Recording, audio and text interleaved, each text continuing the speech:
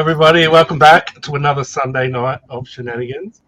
And welcome Hello. to our very special guest, Mikayla, Eco Thrifter. How you going?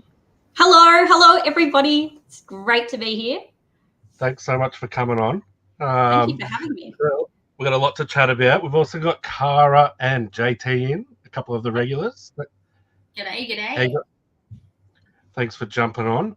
It should be a good night. We're going to say hello to the chat really quickly, and then we'll get stuck into talking to Mikayla a bit. The octopus evening presents. Can you tell Eco Thrifter to keep the plastics out of my ocean? Matilda, howdy legends, just packing parcels. Don't make me feel guilty about the amount of bubble wrap and cheap Chinese satchels I'm using. Thrift and Oz style. Josh, how you going, mate? Matty, how you going? Furlong, my man. Sarah, I'm cheap and nasty. I need to improve. Not just with the packaging, Jada. Hi, everyone. Nothing beats watching Wayno's World on a Sunday night while feasting on a hot apple pie with ice cream, custard, banana, caramel. Wow, that's a lot. But it needs to be a cold apple pie. We don't eat hot food on Uncle Wayno's World. It's all cold food. Just ask Bianca. She loves cold pies. Yeah. Cold pies. Yeah, no, I love cold pies. She hates them. Wow. We've had a few arguments about them lately. You need to consider the environment, Brad. Yes, you do. Daniel Son, how you going, mate? Raucous Reg. I still don't know if it's raucous or raucous. I'm going to keep saying raucous. Barney, how you going, mate? Brad and Jazz, how you going? I hope your trip's going good. Oh, Jazz, that was Brad. Dave, Recon Dave, how you going? What's wrong with that Thrifty Pixie's laptop camera?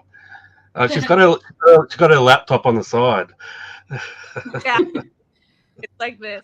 I left my laptop at the warehouse, and it meant that I didn't have to do any work on the weekend, really, because like most of my work is done on the laptop. So I was like, yeah. What are you gonna do? Books along with stuff. Mikayla, JT, and that Kawa girl. Tash, how you going? Kelly Dwyer. Rack Raiders, evening in the middle of doing orders after a big day selling at the markets. Nice. Nelly.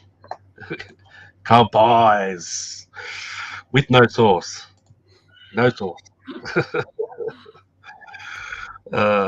hack, leave the work at work. Yeah, that's the one good thing you guys got going on. We're all stuck at home with our shit. It feels kind of weird, to be honest. You're like, oh, I could just do this, but no, now I have to find other things to do other than work. Yeah. All right. JT, now's your chance to run away. At least we can see JT this week. The last time she was on, there was a lot of interference. So it was bad. Yeah. I rewatched it and I was like, because I couldn't see any of it, so I was like, what's going on? Like, I'm talking, I can see you guys talking, I'm talking. But then I watched it back and I was like, whoa, that was pretty bad. Yeah, we couldn't hear anything you were saying. No. All right, Mikayla, thanks for coming on. We were just talking before the show. We've both seen each other's stuff heaps. We've never actually spoken before until a couple of days ago when I asked you if you wanted to come on. So it's a bit strange, isn't it? Like we were talking, like there's a lot of Instagram accounts. There's a lot of resellers with Instagram accounts, and you watch a lot of people or whatever, and then you don't even realize you haven't never spoken to them before. And I was saying I get people mixed up even like.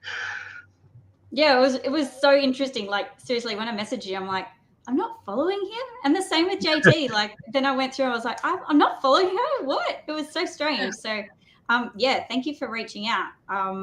And I think it just shows how good our community is in Australia. That like everyone's cool. So like, you know, there's so many people you can follow, but yeah, everyone's like just awesome. So Yeah, well, I've got heaps of people I want to have on as guests that have no idea that I want to have them on as guests. Like I can only have one every week, so just going through people. But yeah, like I don't even like I'm hopeless with Instagram notifications. I never look at them. So when people follow me, I don't even follow them back usually. But like I find that if you just, you know, the algorithm, if you're just watching someone over and over again, even if you're not following them, you keep seeing their stuff anyway. So you just think you're definitely. following them. Algorithm is always watching. Instagram is only for fools that don't fucking make cards. Hello, Sam. Hello. So yes, you're very. I've been watching a bit of your YouTube. You started YouTube. When did you start YouTube? It was the start of this year, wasn't it? Yeah. I started uploading the beginning of this year, and it had been like in the pipeline for so long. And I actually started recording and like making videos like, I don't know, September last year. And so then there was like this massive backlog because I didn't actually have a proper computer. And so I had to wait to get a computer to actually make the videos and then start uploading. So it felt good to finally tick that off the list and get all that stuff out there. Yeah, I know. I did notice when you first started that you had all these videos coming out, and then there's little things in your videos. I was like, wait, this was months ago. Yeah. I know I was uploading. I'm like, man, this is going to confuse people, I reckon. But now that it's in like chronological order, like, because most of what I was uploading was my first year of reselling, just to sort of give that insight of that transition period of going from just a full-time 9 to 5 to being on my own. It was actually really good to have those weekly vlogs because it reminded me how far I came myself. Yeah. It was really interesting to look back. Definitely. Yeah, I think it was actually a really good way to start. Like you said, you didn't do it because you didn't have a computer, but it might actually be a good way to start to bank up a few months worth of videos before you actually start your channel. Like I think you've got about the same amount of subs as me, and I started like in April last year, and like my videos are very sporadic. Like I'll go weeks without doing one, you know. And that's the thing. It's like any platform, like consistency is king. Yeah. Like Instagram, eBay, YouTube, consistency is like, the absolute king. And so that was my goal, was I wanted to make sure that I could be consistent for like a few months, because I wasn't recording anything then for ages when I was uploading all of those videos. So I try to get one out a week now. That's my goal. Yeah, I try to do that as well. It doesn't usually work out that way for me. It's so good having these streams though, because like that's a really great piece of content you can put out, and like, you know, you've got that out for once a week. Yeah, I mean, I don't know if I've said this publicly. But like I've told a few of the other guys, I kind of just keep making the videos so I can do the live streams. Like I really enjoy the live streams. The videos, I enjoy the videos when I'm meeting up with someone. I don't enjoy them when I'm just by myself, really. Like I don't enjoy the editing process when it's just me, because I don't like, you know, no one likes looking at themselves really. But it's horrible. It's so horrible watching yourself. But when I go out with like thrifting with someone or whatever, I actually enjoy doing the editing, because it's fun watching the video back and stuff. But like if it wasn't for the lives, I'm not sure if I would even be still doing YouTube, to be honest. Yeah. But I think that's important, like for content creators in general, to remember that if you enjoy making the content, people are going to connect with it more. So people are going to learn more from an engaging piece of content that you can see the person really enjoyed making. So like, that's a great thing. Yeah, that's it. Like, like I said a long time ago, like if I don't feel like, I'm not going to do 2 videos a week no matter what. Like if I don't feel like doing it, I'm just not going to do it. Like, and you know, like I've made a video on Friday. I filmed on Friday. The last video I put out, I picked up barely anything. It was a shit as day, and I did it again on Friday. Picked up barely anything, and it's like I might not even bother editing it together. Like, so I might just skip it this week maybe and do one next week. So anyway, we're talking about YouTube for ages. So we should start off with how long you've been in the game for. How long you've been reselling for? Oh man, I've had my account since like 2008 and like literally just doing bits and bobs here and there. But then about 4 years ago, so 2018, I started sort of giving it a good hot crack, just part-time when I was working my full-time job. And actually the first account that got me into it was the choosing box. So Barb from there, still love her account. She's amazing, such an inspiration for me. And yeah, started just following her stuff. And I was like, people do this? Like for real? Actually go to op shops, find stuff and sell it. And they do it regularly and find stuff all the time. So I was like blown away because it had always been, I love thrifting. I love being eco-friendly. And so it just opened this whole world for me. So that was 2018, did it part-time. And then just timing worked out for me in terms of my contract at my job and other stuff. And then I went full-time in April last year. So I've been doing it just over a year now, full-time. That's awesome. Yeah, I actually know Barb. She lives right near here. Oh, cool. Yeah, so we bump into each other every now and then at the oppies and send each other so much, like every single visit, and she goes all the time. It's just amazing how much she finds. She's just like, she is a massive inspiration. Like, she's got a 3-year-old and a 1-year-old, and you watch her stories and all the things she does throughout the day. She goes to bed at like 8 o'clock at night, like so that she can get up at like 4 in the morning or whatever it is. Yeah. And yeah, she shows all the stuff she does throughout the day. It's like, I just don't know how you do all that and resell. Like, it blows my mind. Like, she absolutely works her ass off. So she's really good at what she does. But yeah, if anyone's watching and they don't follow her, go over and follow her on Instagram, the choosing box. Yeah. So I don't know. It definitely gets my ass into gear some days. Like, I'll be like, oh, I just want to like sit on the lounge this afternoon. And then I'll watch her story, with her 2 kids and she's doing all this. I'm like, I'm going to go do something. Yeah. I've asked her to come on the show. I don't think it's really her sort of thing. I think she's a bit shy. But on top of that, she does go to bed at like 8 o'clock anyway, like, because she's got a family thing and everything. So, yeah, she's really good. We'll have to at least send her this video because, like, everybody's I'm not sure if she watches it, but I'll let her know. I like being consistent with the insulting people.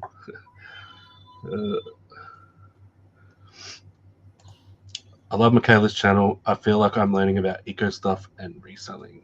Oh, thank you. So you're very, I mean, it's all in your name, isn't it? You're very all about repurposing items and recycling, like all that sort of thing. Yeah, so like reselling, we're all doing it anyway. We're all saving things from landfill and rehoming them, giving them new lives, keeping that cycle going. So we're all doing amazing. And that's something like with those first few comments, like I never want to make people feel bad. I really hope none of my content makes people feel guilty or bad because everybody's just doing what they can. Like I started with Australia Post satchels and bubble wrap and all of that. I started with that too because that's just what you do and it's the easiest way and it's the most accessible as well. So that's the thing. Everybody's way of doing business or what they have access to is totally different for everybody. So I just like to share things that I've learned so that if that helps somebody change an aspect of their business to be a little bit more eco-friendly, then that's great. And if not, even if it gets them thinking about it or thinking about another part of their lifestyle, then that's great too. But it's just showing another way of doing it, not just the standard plastic mailers and bubble wrap that, that's just what we mostly have access to. And that comes down to funds as well. Unfortunately, plastic is cheaper. So, Australia Post satchels and sending Heavier weighted items in a large plastic satchel with Australia Post is usually cheaper than the more eco-friendly alternative. And so that's completely understandable with most people's circumstances. You've got to think about that bottom dollar and that bottom line and your profit margin. But yeah, I just like to show you the alternative because I guess for me it is really important in what I believe in, that I'm happy to spend a little bit extra to make sure that it's better for the planet. So yeah, I never want anybody to feel guilty. No, I don't think they would. But there's one thing I wanted to ask about. So with the Australia Post satchels and the alternative, I don't know what you use, if you use Hero or whatever it is. Mhm. Have you had any issues with Australia Post charge trying to, you know how they charge extra if your parcel, if it's not the right dimensions and weight and stuff? Like I know Yeah, a so few people got stung from the satchels. no, so like when you order it in the My Post Business app and you bring across your eBay sales, instead of just clicking that drop down box where it says like small satchel, which most people would click for an Australia Post satchel, I do my own packaging. That's the option. And then I put in the dimensions and the weight. Okay. So where the difference in cost comes in is any compostable satchels you pay for up front. So Hero packaging, I think, would have to double check, and it would depend on the size as well. Hero packaging, compostable, fully compostable satchels, they're about 11 cents each. And then it goes by weight when you send with Australia Post. So that's where the big difference of cost can come in. Like I said, if you send like a pair of boots in like the large Australia Post, if it packs, it ships, that can still be the $9.30, I think, even if they're like 1.5 kilos. But for me, because I'm doing it with my own packaging, it does cost based on then the weight and dimensions. And we know that Australia Post does that really frustrating thing where they cubic measure everything, and that's really frustrating sometimes. Again, I just account that extra postage cost when I'm listing items. So like most of my shoes and stuff, or anything that's over 500 grams, I'll charge like $12.95 for up to a kilo. And then over a kilo, I just sort of judge it because it's quite rare that I'm selling something over that. So yes, unfortunately, being more eco-friendly can cost more. It's just the unfortunate reality of where we are in society at the moment. Yeah, I had a theory about the Australia Post with their scanning machine where they scan all the parcels and they send you a bloody fee if they think it's over or whatever. I don't like, a lot of people were saying, oh, you know, they're trying to just scam us out of extra money, like, you know, they're being petty or whatever, trying to get a little bit extra money. I actually think their reasoning behind it was they're trying to get people to buy Australia Post boxes and satchels, because that way you're not going to get stung for it. Like, Yeah. and like, I've never been stung for it. I only use Australia Post stuff. It definitely makes sense in a business way for them that, yeah, why would they not incentivize you to use their branded products? So it could definitely be a reason. I think the biggest reason for the implementation of all of these checking systems was that people were just sending stuff and not paying the right amount. But I mean, I've been stung once, and it was very clearly mismeasured. They said I'd sent a t-shirt, which is in a small satchel, like the satchels I use for like a t-shirt are this big. Hang on, I've got to work out my camera. So that, and it came up that it was 60 centimeters long in their checking system. And so I rang the lady. I'm like, you're a human being. I sent a t-shirt. Clearly it wasn't 60 centimeters. And she was fine. She's like, yeah, that's weird. And that's it. That's the only time I've been stung. And every item I send is my own packaging. I just put in the right dimensions. Yeah. I think I saw, she's right here. Pretty sure they cost more than, I think I saw on Sarah's stories yesterday or the other day that they tried to charge her like for a package that was 50 centimeters by 50 centimeters, whatever, and she said it was just a bit of cutlery. Like, there's no way it was that big. Like, they just got it all wrong. Yeah, it's so frustrating. Do you guys have any questions for Mikayla? I have to just go check something really quickly. I I can hear Nelson. Oh shit! What am I doing? Yes, go check puppy. Sure, it's Nelson and not my kid running amok outside. Although isn't it worse when they're really quiet? Yeah. Like, oh no, what's happening? My dogs are being very good at the moment, which is unusual for them. They're just staring at me. Oh, Are you eating? Is there food involved? Are they trying to be really good? So obviously Wayno's. Oh, he's back. there he is. So I could hear squealing for like the last couple of minutes, and I'm like, oh shit, what's he done? And I went out there, he's sound asleep. It's a fucking neighbour's kid. Oh my god. Oh, my kid. No, it was definitely here. So I'll catch up with the chat. That is Barb, the choosing box. Go over and give her a follow on Instagram. I don't know who this Barb is, but she sounds like maybe she's a stingray. Maybe she killed Steve Irwin. Coming to get the octopus.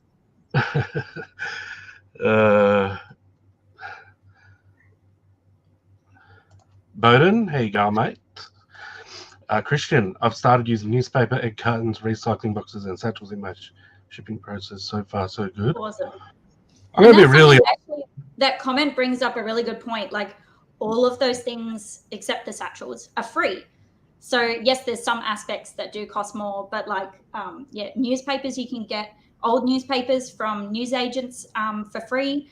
Egg cartons, you're buying eggs all the time, so you can just use that. And then any retail store, just go and ask for boxes and you'll get them for free. Yeah, we got a little IGA around the corner. You just go up there half an hour before they close, and they got all the old newspapers they didn't sell that day. Because they just ripped the top of it off to get their money back or whatever, and they throw them out. So you just take as many of them as you want. So I usually do that. Pretty good. Yeah. Hey, going YouTube notification reminders. Apparently, it's crap. It's absolutely crap. That's why I always put the countdown on my Instagram stories. If you click the countdown, it'll set the reminder for you, so you'll get a notification from Instagram. So I always write that on the thing. So if anyone's gets shitty with YouTube notifications, just do that instead. Has anyone tried Ozpost's new compostable satchels? I haven't. Have you? Too expensive. They're like $1 million each. Not $1 million, but like they're pretty sure they're $1 each or something. So they do work out to be $1 each. Yeah, you're right, Cara, and that's ridiculous. It just shows that they're not actually trying. They're just like, oh, here's something, but they don't actually care. It's just a bit frustrating. The price is hilarious. Like, I mean, they're not. These are just your everyday mailers. That your large letter mailers that you buy off eBay. They cost about 17 cents each to 20 cents each, something like that. And the lady at the post office says to me, "Oh, you can get those heaps cheaper here if you buy them in bulk, for like buy like 100 of them." And I'm like, "No, they're way dearer still. It works out to like 66 cents each or something. The Australia Post ones. So they could do them way cheaper. They just, for whatever reason, 100%. They don't." Yeah, and it's like Hero Packaging, like they're a startup that started in Australia. Like there's none of their processes that can't be replicated by Australia Post on a larger scale. Absolutely no excuses. So it's just frustrating. 100% think it's cheaper to use Oz Post box than my own. Yeah, I think he means when you choose the flat rate. I pretty much only use Oz Post boxes, which is a waste of money. They cost like $3 each or whatever, but I barely ever use them. So I have one of each at home, and then on the odd occasion that I use one, I just buy another one while I'm down there. And it makes it easier for me to work out my shipping costs when I'm listing my items. It is bad. I could keep. Like, my housemate buys stuff all the time. He's like, "Do you want this box?" And I'm like, "Nah, chuck it out." Like, just because I've got nowhere to put it. Like, I don't have anywhere to store all this stuff. I do have some bigger boxes in the shed for if I ever sell something huge. But but that's it. I mostly use AusPost boxes just for that reason. So I'm a bit of an arsehole when it comes to saving the planet. It's definitely like ease of use as well. You can't be thinking of a million things all the time. Like whatever's easier in your business processes, you got to go with it. I've just worked out systems in my business that it's easier for me to use my own packaging at this stage because I'm only thinking of that. So like I'm not comparing it all the time to AusPost. But yeah, like you just do what you can do. That's always going to be my message, is you just do what you can do. Yeah, I mean, I mostly use satchel. I use the Australia Post satchels as well, but yeah, I don't really use boxes very often at all. For all your media, do you use just the bubble mailers that you just showed? For a single, DVD, I do. Or if a box set or someone buys multiple bubble wrap, put them in a satchel. Yep. But yeah, like I've thought about checking out Mel's way of doing it. She just does the bigger padded mailers and doesn't use bubble wrap. But I think the DVDs need a little bit more protection than what a bubble mailer would have. So yeah, because she's mostly anyway. doing books. Yeah. Yeah. But yeah, I don't know if you probably don't. They probably don't have any like eco-friendly bubble mailers, do they? Yep. So there's plenty of options out there. So I'll show you what I've got. You can get 100% paper bubble mailers. So I get them from Buy Eco Green. So same thing. They have the same standard sizes. They've got a massive range of sizes. And what it is, it's like bubbled cardboard on either side. So for me, like I'll ship media in that size, and it's like if I've made the listing untracked, then I'll just do the $2.20 on that. So I could not tell you how much these cost. I can't remember. I just bought them in bulk because I had the storage. Again, I had access to storage to store a bulk amount, so it did work out cheaper for me. But yeah, you can get 100% cardboard ones. And then also Hero Packaging does a 100% compostable bubble mailer as well. So it's got that traditional plastic feel and that traditional looking bubble to it as well. And they're very strong. So that might be the difference between the cardboard ones and the compostable ones. I'd probably say the compostable ones are a little bit stronger. Yeah, cool. I had no idea. I'll speak with my contacts and I was supposed to see if they can bring in the compostable ones more mainstream that Bowden mentioned. I guess, yes, you do.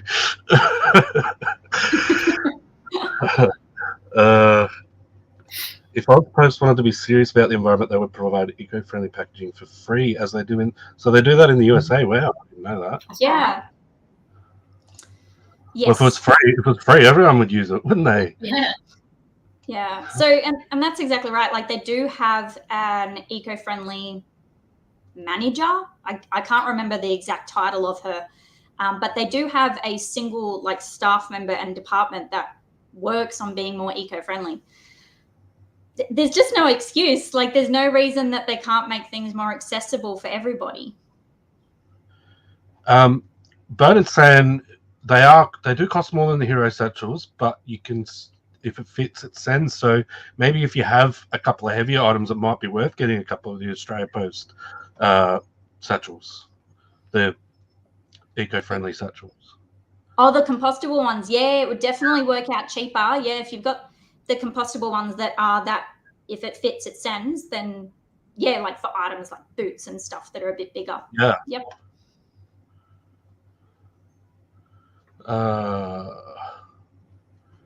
This is when I went to. Probably should return there. He got out from under the bloody house, a little bastard.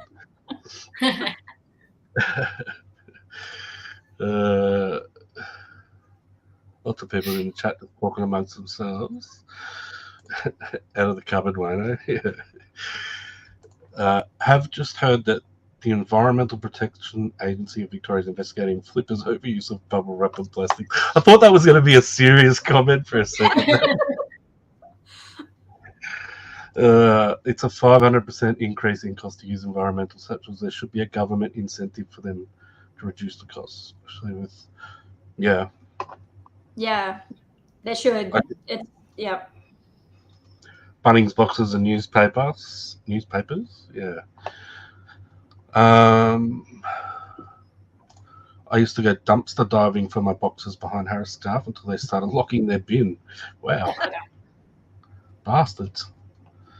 Yeah, a lot of bottle-os will give out boxes as well. They'll just have an area where you can just take them. Yeah. Bunnings are starting to limit free boxes. Oh. It's very weird. Oh, mine doesn't. Thank God.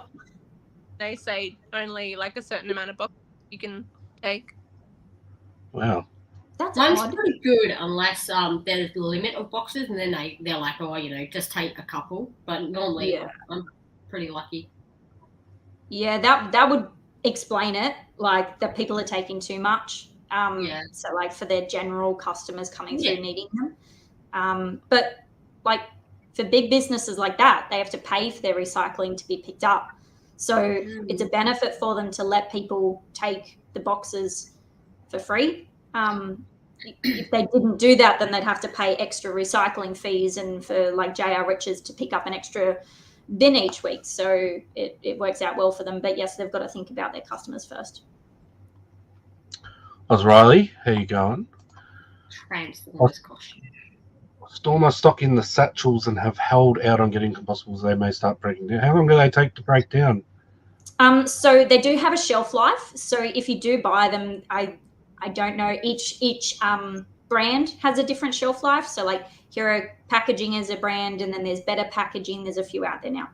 But yes, they have a shelf life. So yes, what she's saying is if that she was storing her stock in there, she might sell a T-shirt in 12 months, but the satchel might start breaking down, or you might not notice it, but if you send it and it goes through the system, it might start disintegrating. So I've never gotten to the point where I've had them disintegrating because I use them so often.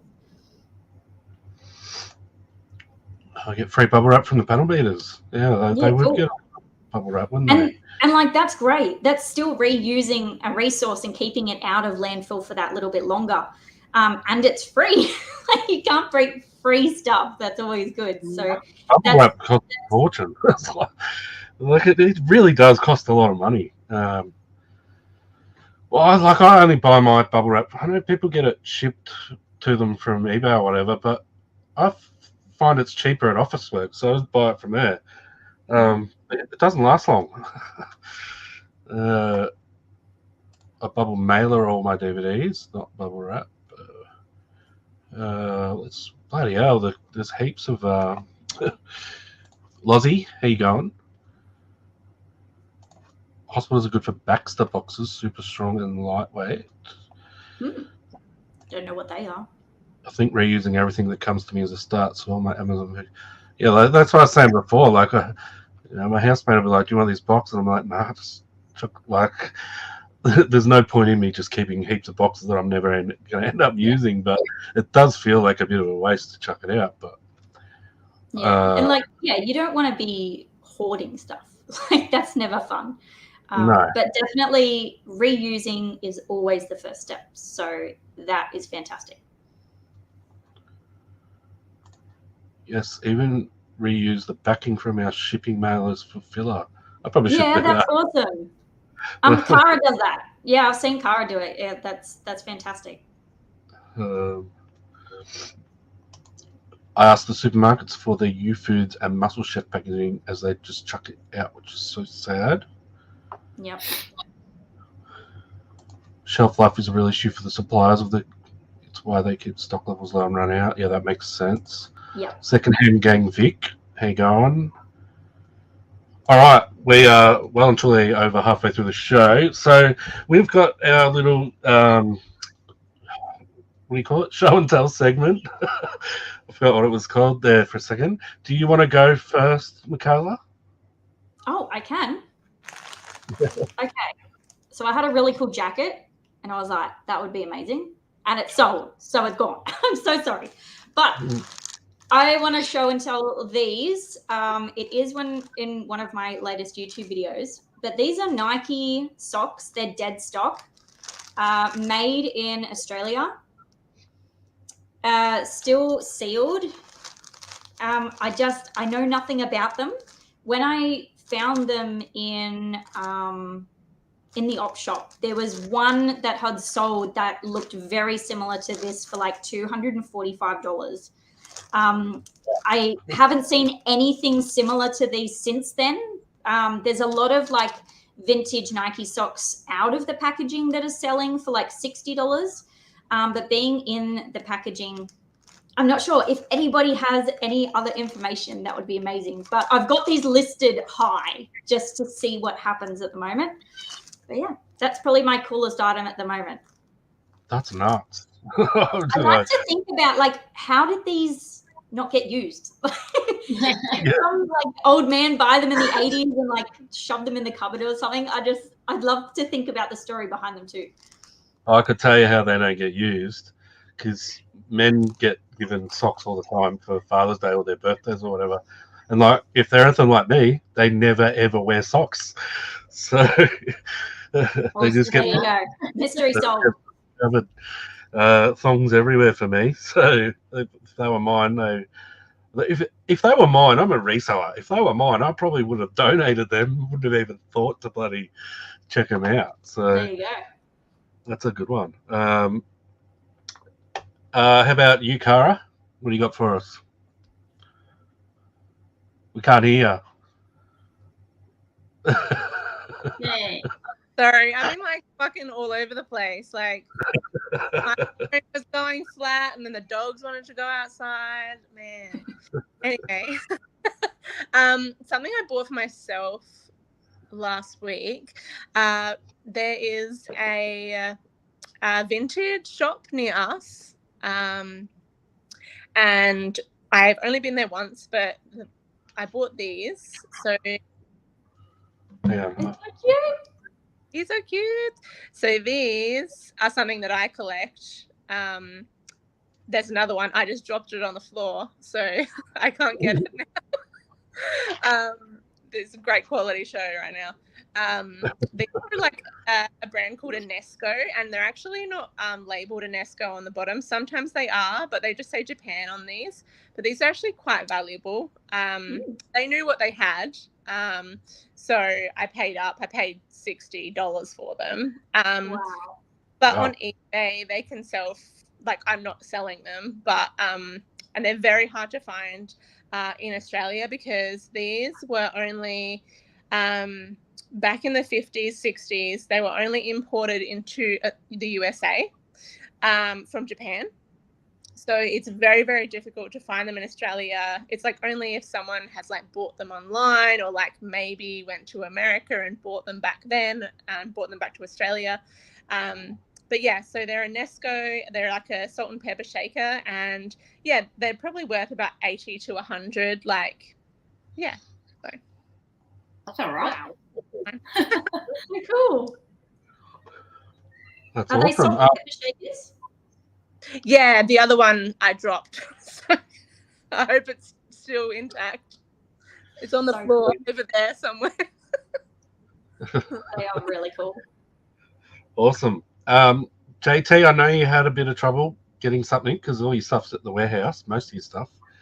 I know. So I've got a two-part of this. So I had no idea what to do, right, up until about an hour ago. So I thought I'm going to do a two-part show and tell. It's pretty exciting. It's probably going to be the second biggest purchase I probably have ever made in my life. All right?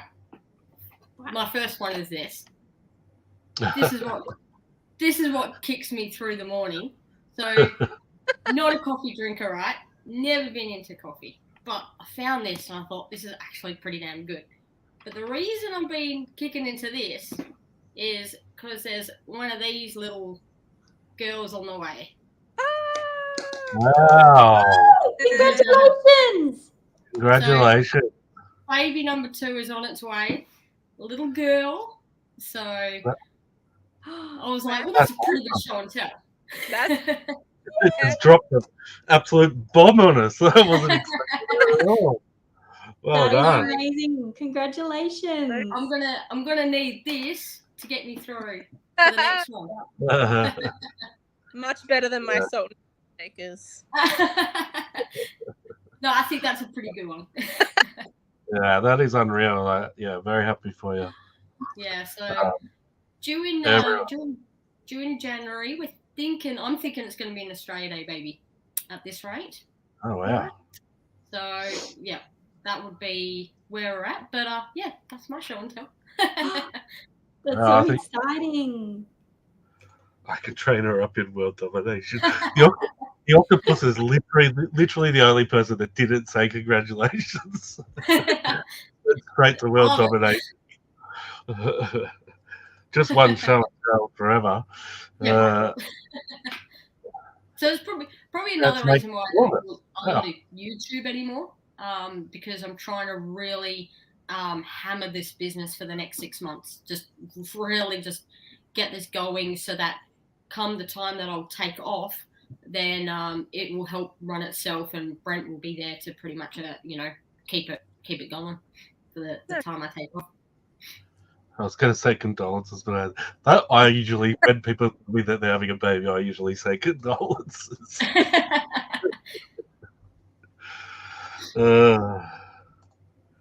My boy was born 20th January. I had him. Well, that's actually the due date. That is the due date, and that's why I'm thinking the 26th. I'm thinking it's going to fall on Australia Day.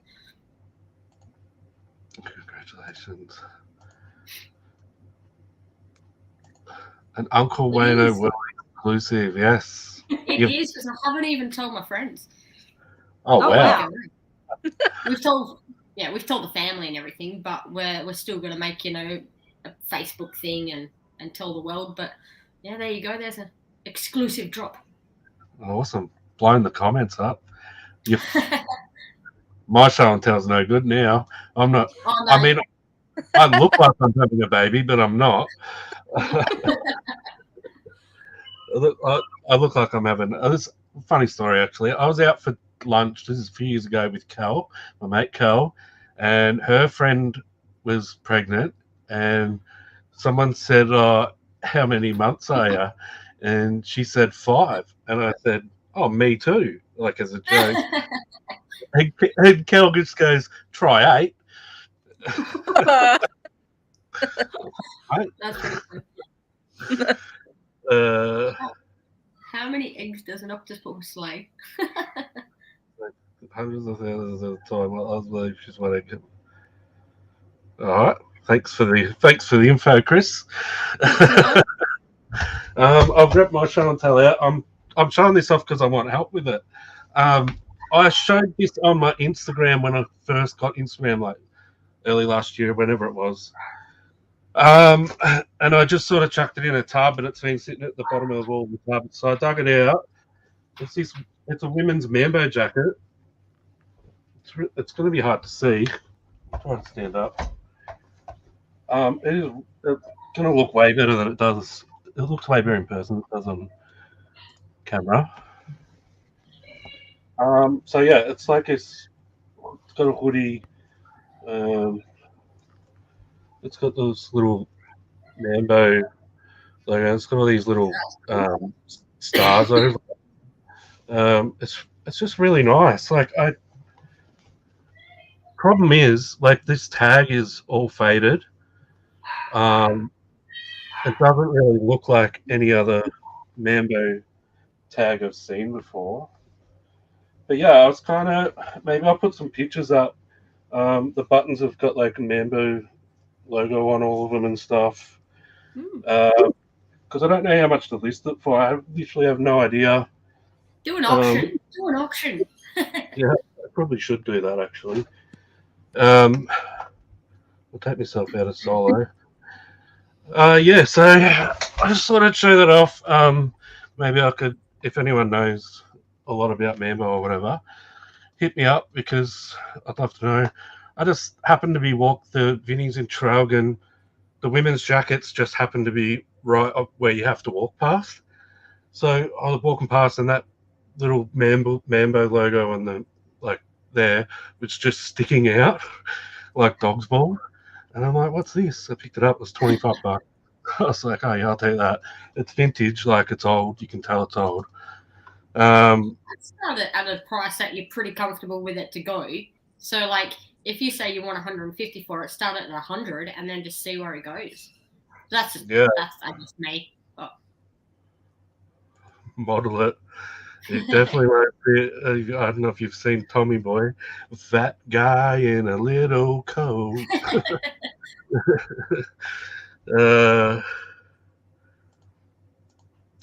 Heelsy Flipper might be able to help you out. Hey, I'll hit him up, see what he says. Don't think he does. Mambo, he does shoes, doesn't he? Yeah. All right, so that's all show and tell. Sweet. So we've got some overrated or underrated. I think also with show and tell, I think we're going to ditch it because I'm really shit at trying to find something.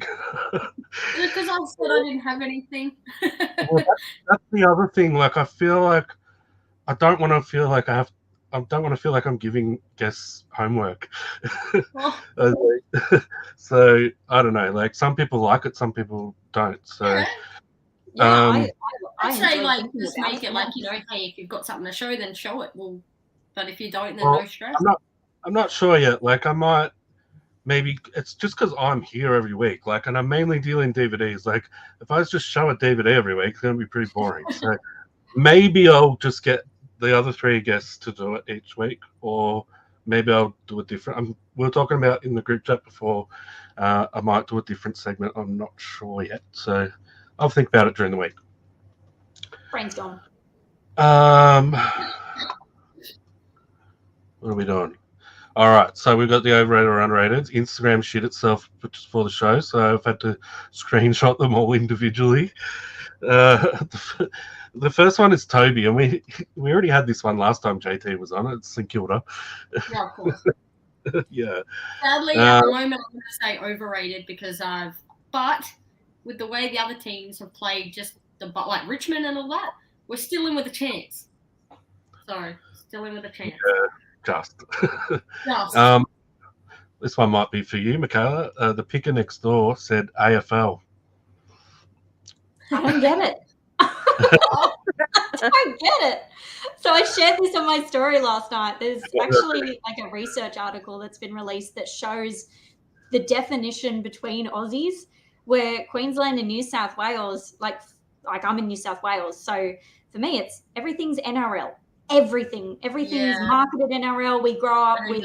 I was talking to Judda today, and I was like, he grew up with like their local rural teams. It was a really big deal when they played. I'm like, yeah, same for us, but NRL, like nobody played AFL. So whenever you guys talk about AFL, I'm like, I don't get it. Like we have AFL here and it's on TV, but nobody talks about it. It's like, oh, okay. Yeah. I don't. I sit in my house and I don't get it. So it's very much we live and breathe footy over here, but we have no clue what rugby or NRL is. But then when we have the state of origin, we're like, why? Because not many of us over here, unless they've moved from over there to here, that would be the only it's so interesting. reason. Yeah, it's just this clear line of like AFL or NRL. Yeah. Yeah, well, I think New South Wales and Queensland are the only states that AFL isn't dominant in. Like even Northern Territory, like and Tassie, where they don't have teams, are very AFL centric. Yeah. Go Swans, go Dogs. I actually like this. Making a choice, show something, tell a joke, or do a dance. You do whatever you want for 5 minutes. Yep. So, well, that's actually a pretty good idea. Go Storm. Well, we have the NRL down here, don't we? It is like Victoria is. Storm has made Victoria very get into NRL a lot more than it used to be. Yeah. Yeah, I got a mate fucking hates AFL. He hates sport, and he always says that he hates when people say to him, "Who do you go for?" And he says, "I don't follow it." And they're like, "Oh, you got to have a team." It's like, I don't have to have anything. I don't like sport. Yeah. No. To be fair, the New South Wales AFL team does go. And Parramatta Eels need something for the bogans like Jonathan to be entertained. Go North That was Melbourne. a Oh, good win. Pat- That was Patrick, a good win. you poor bastard. I That was a mean, good win. you did have a win, but I mean, New coach means a win. you cop some shit for a few years now, and it's not going to end. It's not going to end soon. But yeah, it was a good win. Remind me next time I'm on Wayno and I can explain how I came to understand and respect AFL. Yeah, I reckon finding $1,000 bloody jumpers in the hoppy will give you a bit more respect for it. I think that's why it's so talked about amongst Melbourne and Adelaide resellers, because all of the stuff sells really well. So there's just so much content about AFL from Adelaide and Melbourne resellers. It's where I just don't get it. That's because it's everywhere. There's just that much merchandise being sold. You're going to see that much in the oppies and stuff. So yeah, right. I'm a Victorian that hates AFL. Best part of my ex being a female was we never had to watch it. Well, I don't know. Well, I was talking to Bianca yesterday, and she watches bloody nearly every game, like I do. So you don't have to be. Yeah, JT loves it as well. You don't have to be. You don't have to be male to like it. That's for sure. I think their AFL attendances is very 50-50. Women and men attend the games. So now, where is my screenshot store? I think we did this one last week, but we'll do it again. Matilda, doing a store video, video for your eBay store. Haven't done one, and for me, I don't feel like I'm needing to at the moment. But we'll see how it all unfolds. eBay says do it, but do I want to do it? No. Yeah. Yeah, I'm not going to do it. I don't even have a store logo or banner. They keep trying to tell me to do that for years. I haven't done one either. I'm not going to do that. I just can't see it being a benefit for the customer or sale conversions. Unless they jump into your store, which is very rare, because most people find the item, click purchase, and out they go. It's rare that they visit your store, and from the store they then start searching. So that's, I guess, my only thought. But about people are judgmental. eBay contacted me and asked me to do a survey, and I got paid for it. And it was pretty good. It was a couple $100, and I just had to talk to someone for an hour. And they actually talked about this. They mostly talked about the personalization of eBay stores and what I thought of it as a seller. And they talked a lot about implementing videos into the store of everyone. So it was 2 years ago that they talked about it, and they've just implemented it. Yeah, I'm not going to do one. People are judgmental assholes. They see my fat head, and they'll be like, I don't want to buy off that guy. He looks like a slob. Your face on it. I don't think that I would put my face in it. Maybe there'd be some way, you just make a video, I don't know, without your face on it, depersonalize a little bit, just do an advert kind of, rather than be hey, this is me, be this is what I sell. I don't know. Yeah. I'm gonna go back to. I'm gonna look into it. I was going to highlight this just before JT made a big announcement, and then I forgot about it. Just for Patrick, when would you suggest opening an eBay store? I have a store, but I have no idea when you should do it because I had my store before they just gave you heaps of free listings anyway. So, and I just haven't changed it. But you do get cheaper fees and things like that depending which store you got. But I actually personally don't know. Do you guys know? Like, and you just got to sit down and do your own numbers, like to work out if it is worth it paying the subscription fee compared to the lower fees on individual listings. Like only you can answer that. You've got to sit down and look at your previous data. Like I looked at my last 6 months of data, and yeah, it was definitely worth me paying the extra subscription to save on the fees I would have saved on that previous 6 months. So yeah, you just got to do your own numbers.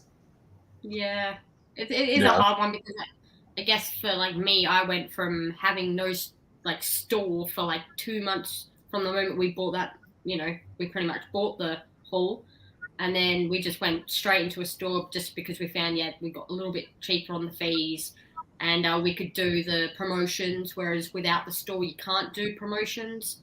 And I think that's the only two benefits I saw out of it. And we just do the basic level, I guess. I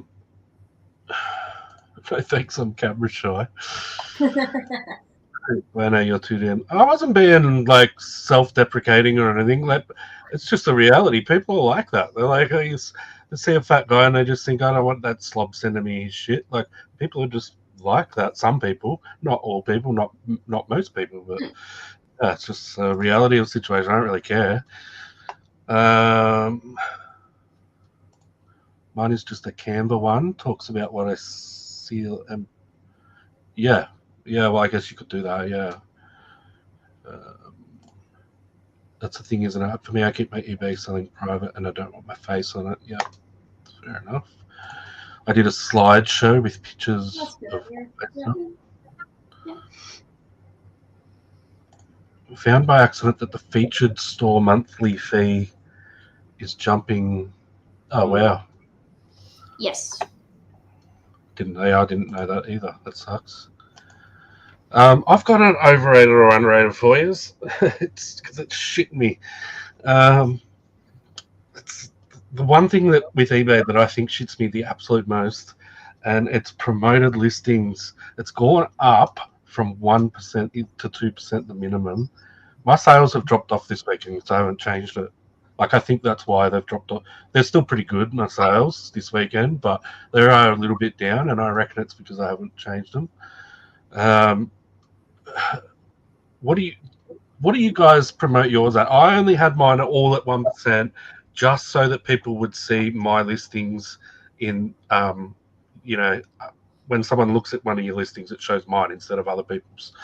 So that's the only reason I had it. So now I have to put them up to 2%. I think promoted listings is an absolute scam. I think it's an absolute joke. I already pay eBay to promote my listings when I pay my fees and all that crap. It's just a way of eBay getting more money out of you, basically. It's just a way of eBay charging more fees. Do you guys promote? Do you promote, Mikayla? I'm sure JT and Cara have already talked about it on previous shows. Yeah, so I only just started promoting in January, I think. It wasn't that long ago anyway. And I did everything at 1% the same. I was like, I don't need it to be like the first listing, but there are added benefits of it showing up in those odd and obscure places that it's a benefit for promoting. But yeah, when they sent out that email that said it was going up to 2% as the minimum, I just changed everything to 3%. So that's what all of my listings are at 3% now. Yeah. I think the thing is, we work on a platform that we don't own. eBay can do anything, anytime. So is it overrated? Is it underrated? It doesn't really matter because we just have to fucking do it anyway. So, I mean, I don't like it, but I just do it at recommended, but capped at a certain amount. So, I think my cap was like 7%, but I think I took it down a little bit. I can't even remember. I haven't like redone the promotion for ages. I think it's like 6 or like 5 something. But yeah, I mean, what are you going to do? We just have to do it. And it's still the best platform at the moment to sell your items on, like Australia-wide, worldwide. So yeah, it's a pain in the ass, and it's 100% a money grab. Everything that eBay does is a money grab. Like all the different things they've done with promotions in the last few years, including like, what's the other one that was just failure? It just didn't work for like secondhand items. I can't remember what that one was. And I don't even know if they do it anymore. But yeah, I mean, money grab totally, but we have to do it. Yes. Yeah, I'm kind of like in that sense of, you know, if you do the whole mix of everything, you promote, you pump enough numbers daily for eBay, then you're always going to get put to the top. I think you put the amount of listings in, you use that promoted tool, and I also think by doing all that, if you ever get issues with your buyers, eBay will look at that and help you out to overturn any of those issues. So you're kind of paying a little bit extra for them to help you back for any issues that might arise down the track. Because I've noticed that a little bit lately too, because, you know, we do pump out quite a bit every day, and we promote ours above 2%, and issues that eBay would have probably gone and shut the door without knowing that we're, you know, doing well in our category and we put so many out there every day. I think they would have gone, no, you bye-bye. But now that we do all that, I think they're like, yep, we'll help you. How can we help you? Like, and they'll call us if we're like, your chat was shit. Like, you know, we'll put a 1 star if your chat was really bad, and then they'll call us and we'll be like, what happened? How can we help you? And then, you know, we show them what we do for them. We want a bit of help back. So, yeah, I think it does pay out in the long run. If you're doing 1%, yeah, I don't think I've lost sales from. I don't think my sales are down from my things not being shown on search results. I think it's just eBay punishing me because all my listings were promoted, and now all of a sudden they just aren't.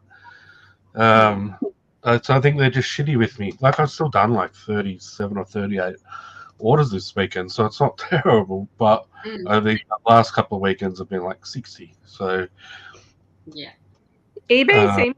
I don't know if everyone's been the same. I talked about it on Instagram today.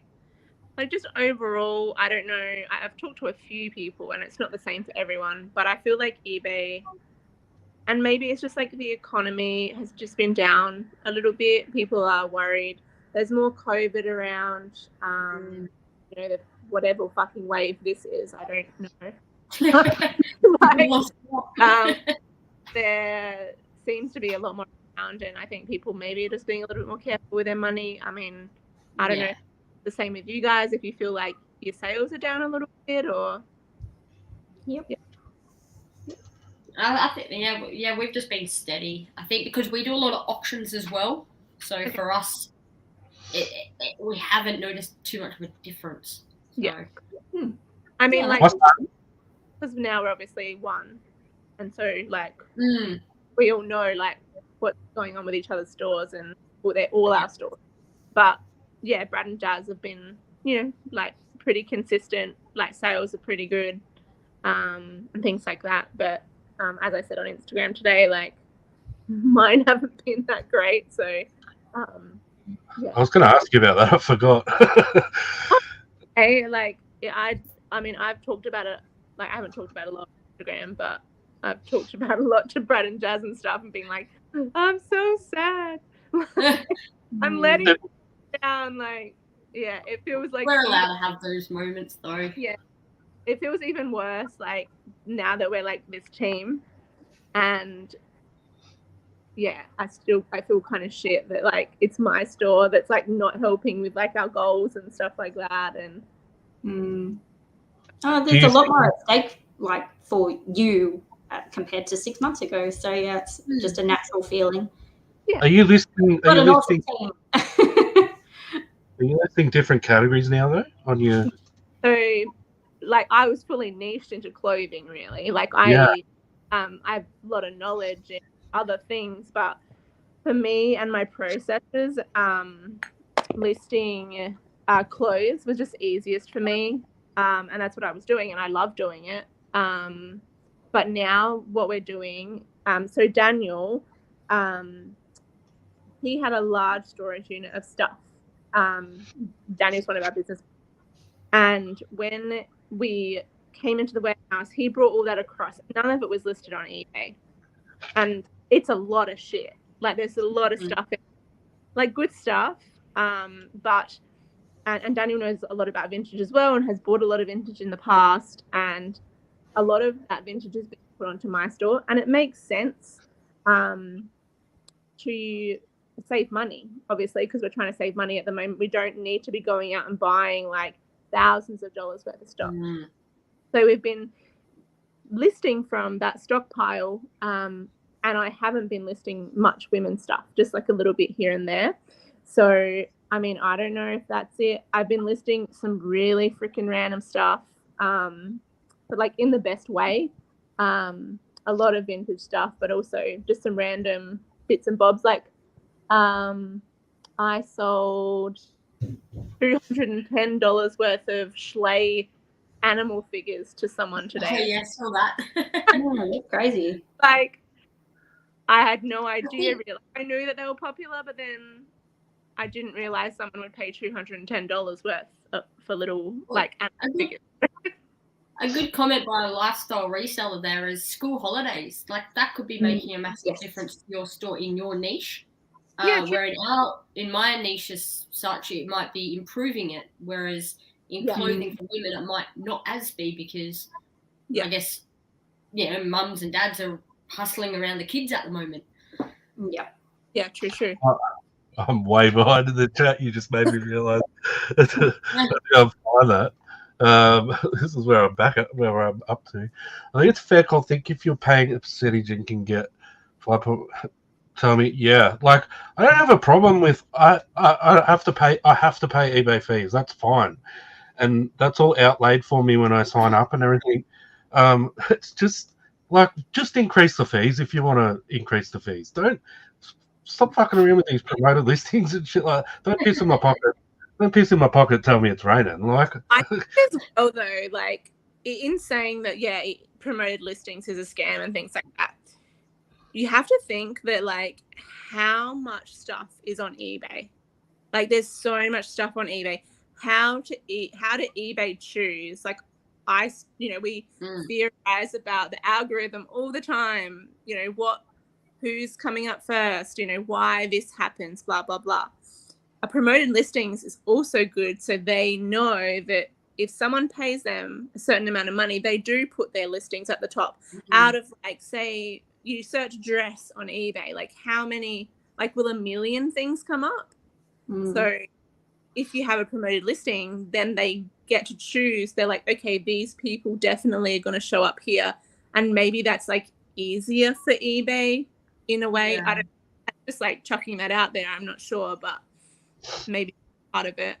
Could also be like, I don't know, just randomly thought of this, but like your ratings. So like in that category, so if someone's searching DVD and you've got, say, 50% of your store has got ratings from previous DVD sales, then you might show up again for that person's search, like later search.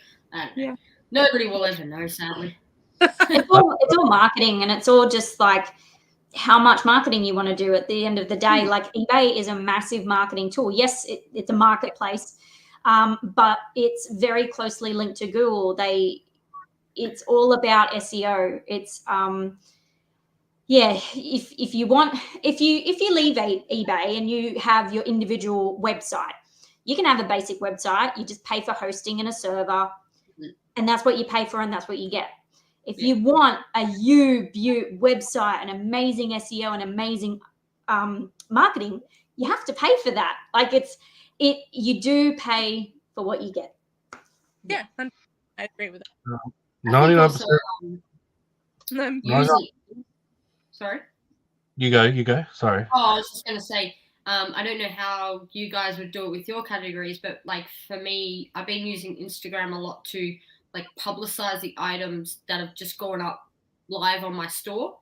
So because when people are on Instagram searching action figures or collectibles, because that's kind of what I do a lot of my auctions on, then I'll publicize that the day and hope that the people will then see that and go, oh, yep, I would not have looked for that on eBay, but now I'm going over to eBay to look for that. So I don't know if there's like a way you showcase your pieces that day. Your I category. think that works for you because you have a lot of collectors following you. Where like I have mostly resellers following me, so they wouldn't really care if I did that. But like I think that works really well for Christian Forest Finds as well. Retro Rescuers, they sell a lot of stuff on Instagram. Yeah, I just don't know if there's something like that with clothing, like where you can show off your higher end pieces that you're listing that week, or to help with traffic flow. I don't know.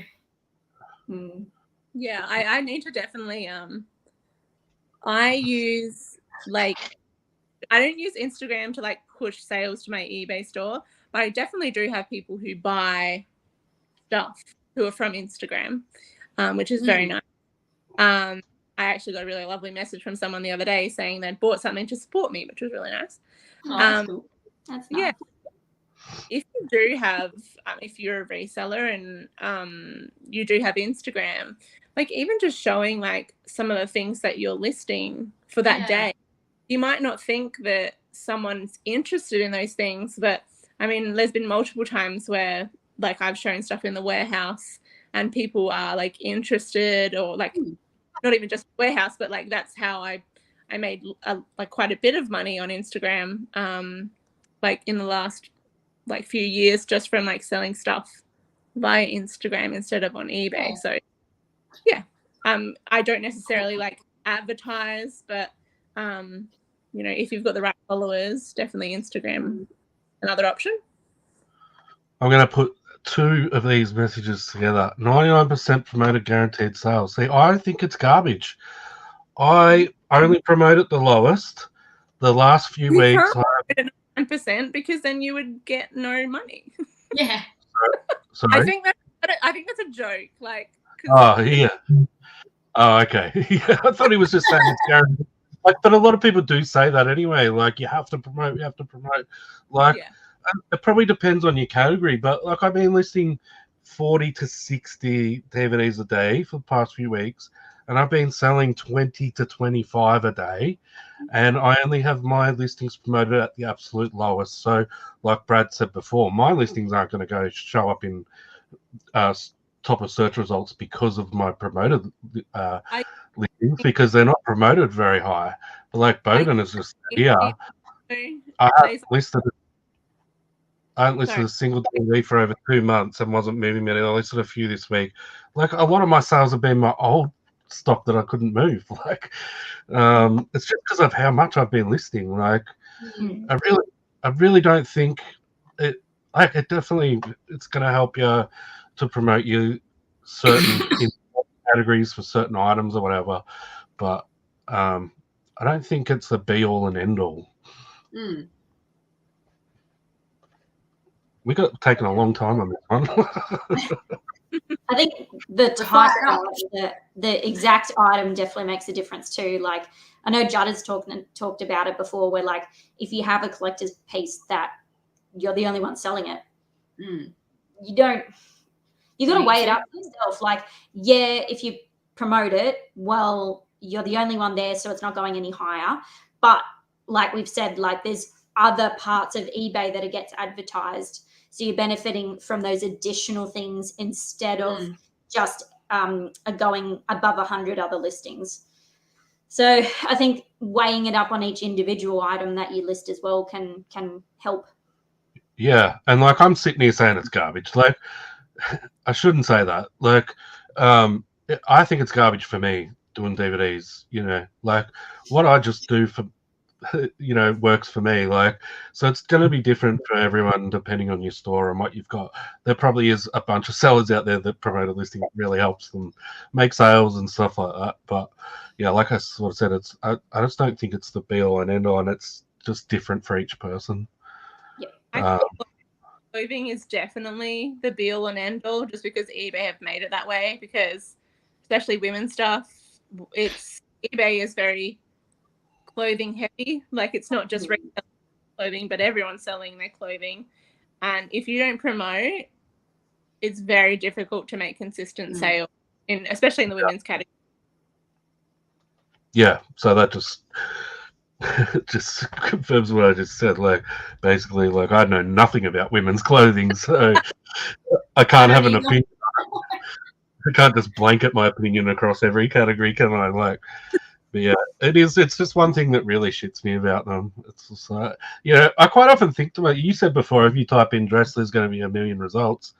So 1,000 people are promoted at the highest level or whatever. So whose listings go to the top still? Like, yeah, basically, I mean, someone's not just typing in dress. They're probably like, if I were to search for a dress, I would type in my size as well. But you're still going to get like a lot of results just from that. I suppose it's the same as like someone wouldn't just type DVD like into but if you type in the Wiggles in the DVD section, you're probably going to get over 1,000 results. Like 100 people might have them promoted at 5%. So whose goes to the top of the page? Like, well, that's where the algorithm kicks in as well. Like there's so many other parts of it. Like I know if I've been searching for, I don't know, other things, and then I type in a certain search in eBay and then it shows me similar things to what I've already been looking at, I'm like, oh, I wouldn't think that would come up in this search. So there's always something ticking over additionally in the background. Yeah. Sounds like eBay is recalibrating its store card with different items. Yeah. I think that might be changing. Might just need time. Well, they better fucking hurry up.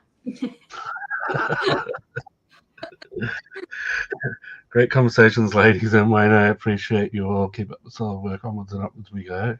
Thanks for being here.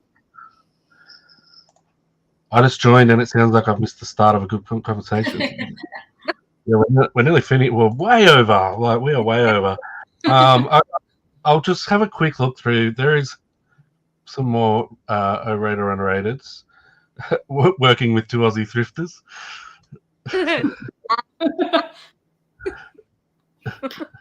It's the best. This one's from Brad as well. Ghosts in the warehouse. Well, there is a ghost in the warehouse. Oh, do tell. Okay, so there's been some weird stuff that's happened. The first thing that happened was Jazz and I were in the warehouse together, and we're always playing music. So we've got like some speakers and stuff. My speaker had just died, so I got the plug and I plugged it into the wall. It was in there. And then I went away, and then my music stopped again. And I went back, and the plug was out of the wall and like sitting away from there. And I was like, okay. And then this really random thing happened to Brad, and like, I mean, it probably was something that I don't even know what happened. I was just looking at him, and then all of a sudden, this thing like flew into his face, and it was like, it was like a little black stylus for like a, I don't know where the fuck it came from, and it probably like something dropped and then like it hit him in the face, but I don't even know like what happened. But the creepiest one was I was there by myself on a weekend, and I was doing some work, and all of a sudden there was this music box that Daniel had put over near the photo section, and you actually have to lift it up for the music to play, and it just started playing. And it's a really creepy childlike sort of thing, and I just like, God. Okay. And I kept working. I'm like, okay. Yeah, you got to prove to them that you're not scared, and they're like, tactics aren't working. I'm sure it's not a ghost, but it's been pretty funny, like just talking about it. And you're asking us to party there. How's Get Fucked sound? Christmas party at your warehouse. Yeah, with the ghost. Okay. I'll go there. I've got a ton of ghost stories. They fucking followed me for years. I haven't had any for like the last 10 years or maybe a bit longer. I got one absolute killer story. I'm not going to tell it tonight. It's too long. I'll do it on another show, maybe, if someone reminds me. But yeah, it was full on. That could be your show and tell next week. Yeah. Even the dead have had enough of Brad's shit.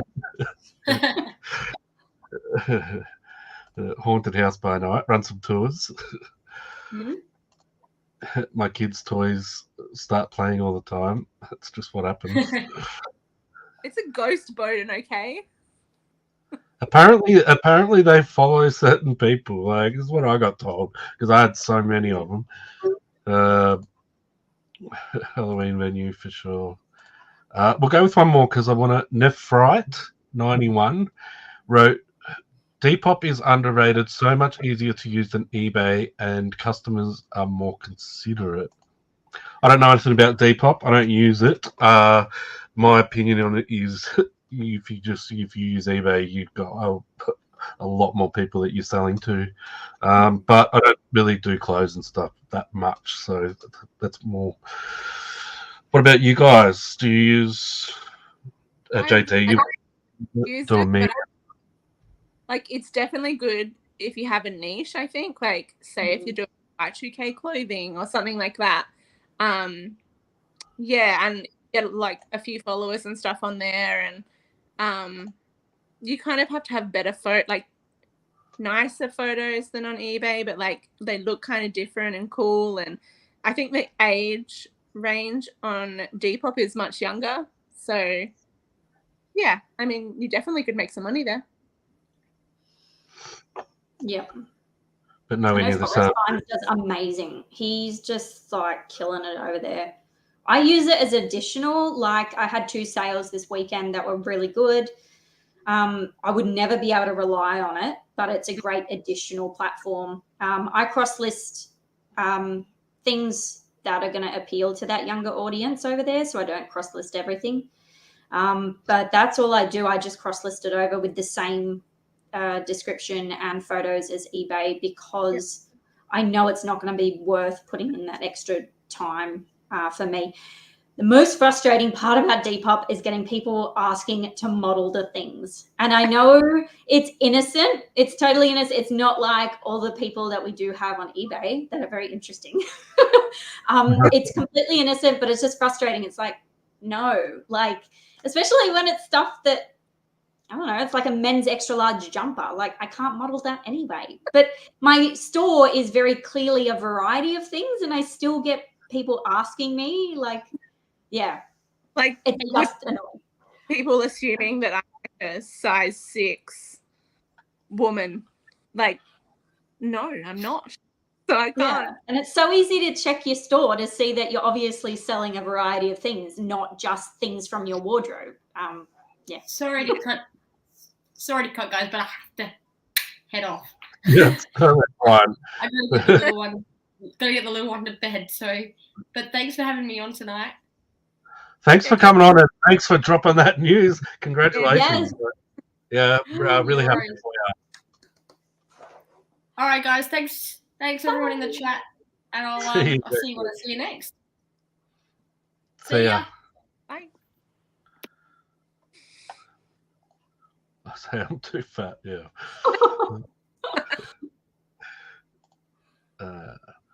I cross post between eBay, Depop, and Platform. Like some sales on Depop and eBay, but no direct reasoning for what sells where. Oh, I missed the news. Congrats, I guess. Yes, JT is expecting. We got one more, and it's from Volcanella. Market stalls. I don't know in what context she means. I used to sell at markets. Love going to markets. Since COVID hit, we don't really have any around here anymore. Oh, that's selling at markets. I don't know. I've sold at markets, and no. It can work, but it's so much fucking work. Like, bring it all and deal with people. Yeah, it's hard as work. It's it's getting up at 4. You're carting all your shit around with you. Like, it's not really worth it. I used to do auction. I used to go to the auctions in Melbourne, and before they were online, like so you had to actually go there, and you'd get really good prices on stuff. I got a box of old boxed Nintendo games for $80. Like I made like thousands on them. Yeah, I used to do that, and I sold them on eBay, but I used to do that and all the sort of crappier stuff we would take to the markets. But yeah, it's fucking hard work. You get home at like 1 o'clock in the afternoon, and it feels like you've run a marathon. Yeah, well, I mean, I did a market last year, and I did a video on it, so it's on my YouTube, and I didn't sell a single thing. It was a flop.